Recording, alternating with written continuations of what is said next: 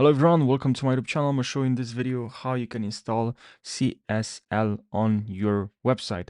But by the way, Hostinger is going to give you, if you got on any of the web or cloud hosting plans, going to give you a CSL, a free SSL certificate for your website. Well, but let me show you how you can add one. So first, we're going to have to, let's say you actually bought an SSL um, from another company and you want to use that one, and what you can do, you just need to follow the steps I'm going to show you in just a second. You're gonna have to uninstall the current SSL. So to install to make sure there's no other SSL already installed on your website or subdomain, just need to go to the Hostinger account. So let me go back to website manager here, and then from here we just need to go to the SSL section. So from here, if you click on dashboard, sorry, not here.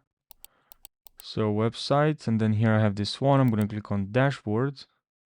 Then here I have something with security and an SSL. So right over here. Then here we have actually one active. Now what we're gonna have to do, we're gonna have to click on the three dots right over here, and then here we're gonna have to select uninstall. So let's click on uninstall.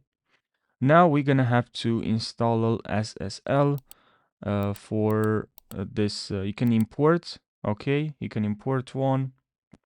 What you're gonna need to do, import SSL, choose a domain or subdomain you add into it, then you need to add a few things to things that come from the SSL provider you bought it from.